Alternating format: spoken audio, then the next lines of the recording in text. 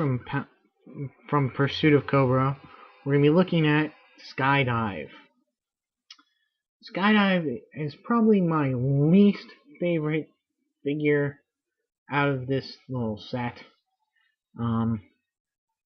He's okay. There are lots of things about him that, well, so getting on with Skydive, he of course comes with the base and his name on it, and he's got this big, huge contraption, which is kind of like a jetpack glider type thing. And since there are no directions, I hope I've assembled this correctly, I guess. With these little jet things positioned down here, and these little bombs or missiles pegged into his back up here. You can reverse it. It looks kind of odd. So this thing, I guess what happens is that he's a halo jumper, a high altitude, low opening parachute trooper. And so I'm guessing what happens is that he uses this somehow to reach high altitudes, either from planes or just on its own. I don't know. But it's kind of nifty. It's got this real hawk-like bird of prey wing design to it.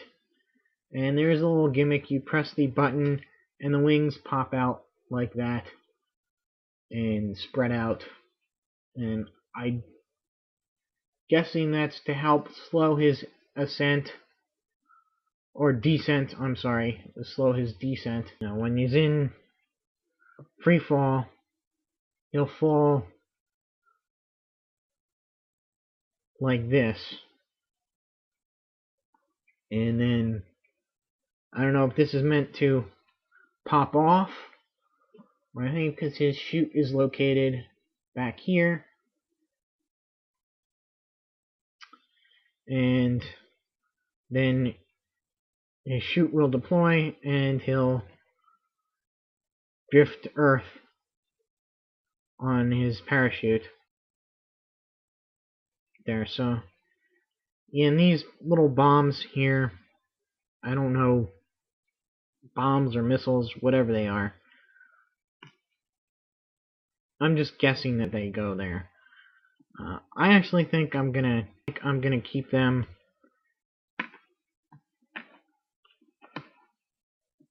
on the side here.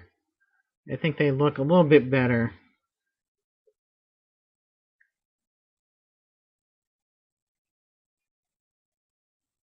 Like that. I guess they leave it up to you, so that's pretty cool. Now it comes with one weapon, a tiny little pistol, which I think is a big mistake, since he is a parachutist, to have just one handgun. He's a little bit unprepared when he lands. So I think I'll be giving him one of the extra guns that came with Beachhead, and he can have some sort of assault rifle or a machine gun. His armor here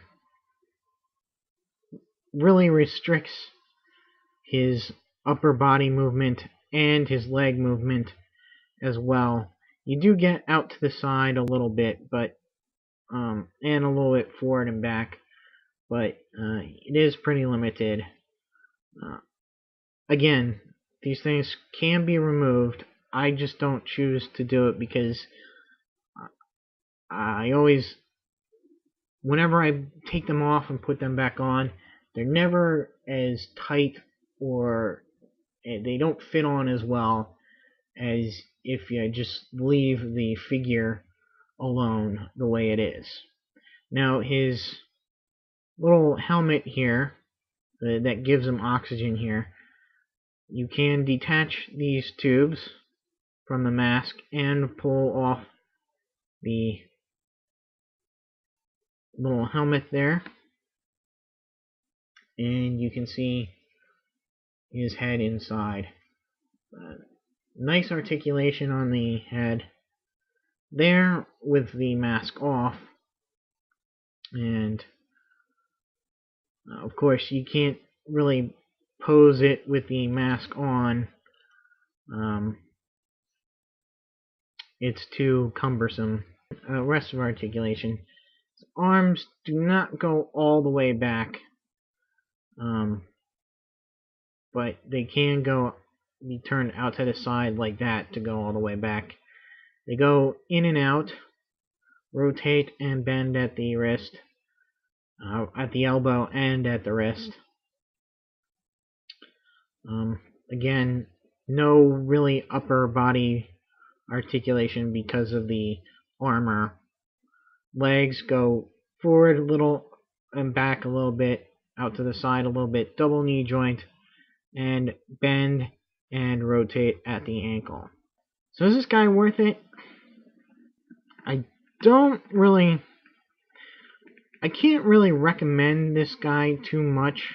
He does have a cool little gimmick with the flight pod here thing. It does look, it looks pretty cool. I'm not gonna say it's the coolest thing, but and you will need his base if you want to have him have his little pack on, because without the base it'll just be too back heavy and fall right over. So you're gonna need you're really gonna need the base. I would really only recommend this to the most diehard of G.I. Joe fans.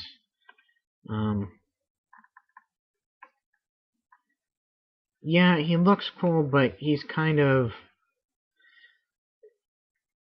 I don't know, it's just out of place, I think. And he should have another weapon, a assault rifle or machine gun of some sort, so that when he lands on the ground, he's got something to fight with other than just a pistol. That'll be it for now, and stay tuned. See some more Pursuit of COBRA reviews, and until my next video, see ya.